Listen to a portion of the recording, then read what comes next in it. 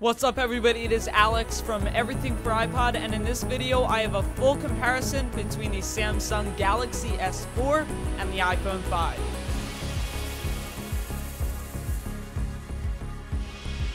These two smartphones are easily the most popular out on the market right now, and a lot of people are confused as to which one they should purchase. So if you're looking to buy a new phone, hopefully this video can answer some of your questions and lead you to a decision. Here is the spec sheet side by side comparing the Galaxy S4 and the iPhone 5. I'm not going to run through everything, so if you would like to, pause the video and take a look for yourself. First off, let's take a look at the designs of the phones. The Galaxy S4 is bigger in every dimension, sporting a 5-inch screen coming in at a full 1080p HD resolution of 1080 by 1920, which is 441 pixels per inch. The iPhone 5, on the other hand, is much smaller with a 4-inch screen at a resolution of 1136 by 640 at 326 pixels per inch. The Galaxy S4's screen is noticeably bigger than the iPhone's screen. However, it doesn't seem too big. The 5-inch screen feels very comfortable for me, and I can reach all areas of the screen very easily.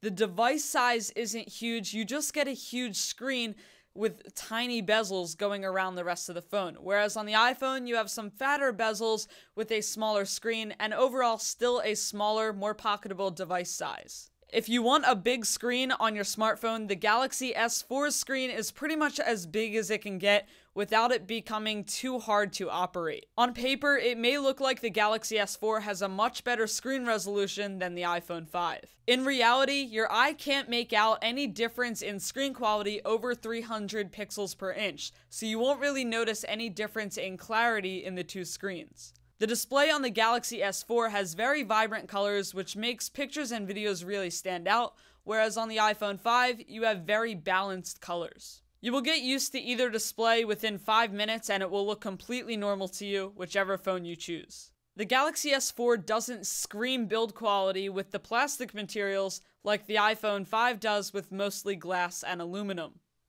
The iPhone 5 feels like a premium device in your hand and feels much more solid than the Galaxy S4, but the plastic construction of the S4 does have one advantage, that you can remove the back, remove the battery, and insert a micro SD card to expand your storage space. The Galaxy S4 also has Gorilla Glass 3, which is much more scratch resistant than the iPhone 5's glass. The S4 is a 13 megapixel rear-facing camera with flash compared to the iPhone 5's 8 megapixel camera, and I actually already did a camera test, so if you want to see that video, I will put the link down in the description. But overall, both the front-facing and rear-facing camera on the S4 blows away the iPhone 5's camera, not because of the clarity so much, but because of the extensive features located inside of the camera app. I must say, I do love the placement of all of the ports being on the bottom of the iPhone 5. You have your headphone jack, microphone, lightning port, and speaker. Everything is conveniently placed on the bottom. The speakers are able to project out, and you are able to have your headphone cord running out of your pocket very easily, whereas on the S4, the headphone jack is located at the top, so you kind of have to reverse your phone when you put it into your pocket. And also, the speaker is located on the back of the phone. It does have a louder speaker than the iPhone 5 and sounds a little bit better than the iPhone 5, but if you place it onto a table while you're playing music, everything becomes muffled, and the iPhone's speaker, when placed on a table, is much better than the S4's. The iPhone 5 has one home button at the bottom, whereas the S4 has a home button and two capacitive touch buttons. At first, I didn't think I would like using them, but they've actually been very convenient as every app has a uniform way of going back and entering the settings. As far as operating systems go, the Galaxy S4 runs Android 4.2.2 Jelly Bean with TouchWiz UI, which is essentially Samsung's overlay for Android. The iPhone 5 runs iOS 6, which is pretty much the same operating system that we've seen for years on the iPhone. Some people are getting tired of it, some people love the simplicity of it. Personally, I'm getting a little bit tired of it, and I love the customization that Android offers, which is pretty much what drove me to the S4. Not the actual phone, but the operating system that it runs. If you're someone that has never really owned a smartphone or used one, Android isn't really the best way to get into using a smartphone. iOS is much easier to learn, But once you're past that point and you want to add some customization, Android is the best way to do it. Instead of a grid-like setup, you can customize your home screens exactly how you want. Add widgets, add quick settings that will allow you to operate your phone the fastest way possible. If I want to put a calendar on my home screen, it's as simple as downloading a widget from the Play Store or just using a preset one built into the phone.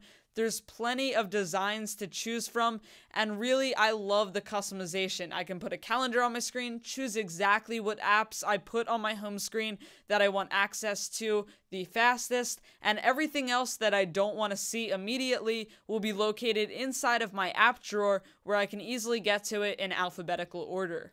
One big thing to think about when choosing which phone to buy is the apps.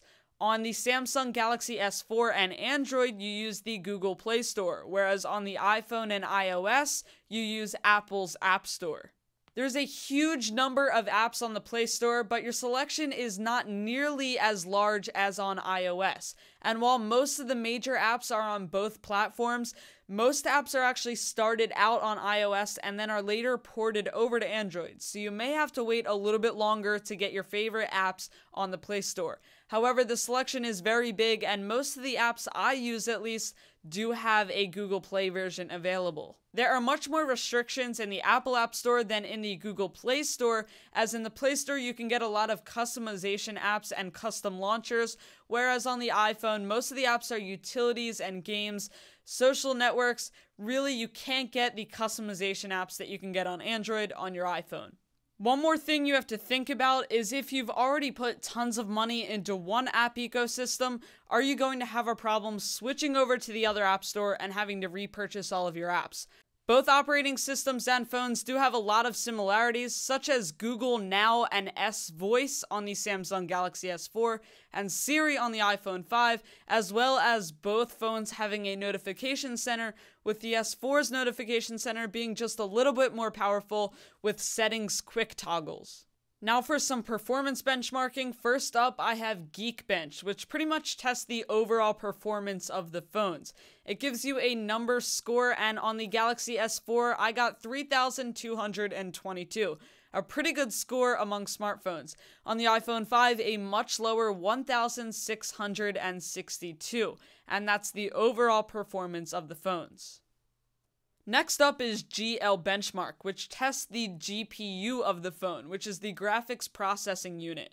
So it's going to test the 3D rendering of the phone by playing a video on screen, and this is really going to relate to how games are played, especially 3D games on both of these phones. I'm going to let the test start up, and then once both tests start, I'm going to fast forward the process and we'll see the final result. The S4 does start a little bit sooner, starts showing the dirt bike on the trail. Then I started to fast forward. Both phones performed the test pretty smooth. There wasn't too much lag, but a little bit of noticeable lag in both of them. The S4 did still finish first, although the iPhone 5 did close the gap a little bit. GL Benchmark showed that the Samsung Galaxy S4 ran at 15 frames per second, while the iPhone 5 just a little bit lower at 14 frames per second. A little bit better on the Galaxy S4, but not a huge difference overall.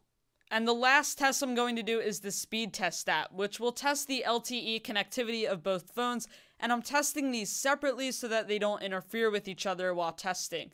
On the S4, I got a speed of around 24 megabits per second download and 12 megabits per second upload. Once the S4 finished, I ran the same exact tests on the iPhone 5 and found that I got download speeds of about 30 megabits per second. On paper, that looks significantly faster than the S4, but in reality, you probably wouldn't notice the difference in download times.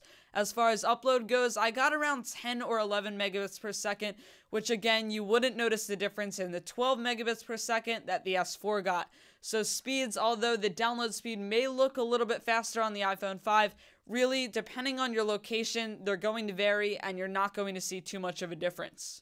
So, which phone should you get? It really comes down to what you want in your phone. If you want an excellent build quality, a ton of great apps with a huge selection, and ease of use, the iPhone 5 is definitely the way to go. But if you want ultimate customization, a more powerful operating system, a more powerful phone, and a bigger screen, the S4 by all means is a great phone.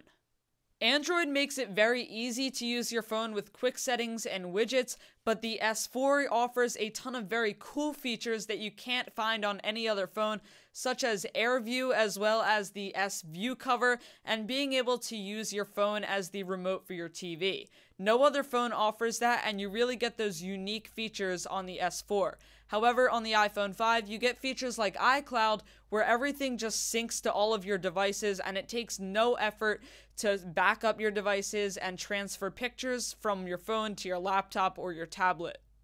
You can achieve iCloud-like features on the S4 using Google Drive and Dropbox, but that's a completely different video, and if you would like to see that, let me know down in the comments below, and I will try to make that as soon as possible. Again, the decision comes down to whether you want really cool features, a high-tech phone, and pure power in the S4, or if you want simplicity and everything to work and sync up to all of your devices on the iPhone. Let me know what your thoughts are down in the comments. Let me know what phone you already have or which phone you want. I'd really be interested to know that. Also, I have content coming for both of these phones, so if you're not already, make sure you subscribe so you don't miss out on any of my future content. If you would like to see any of my other videos relating to the Samsung Galaxy S4, you can view the full playlist of them by clicking the annotation on the screen right now or clicking the link down in the description. I will also be doing a full feature overview of the Samsung Galaxy S4 explaining every single feature that you would like to see, so make sure you subscribe for that, and I will also be posting my full review really soon. Thanks for watching. I'll catch you in my next video.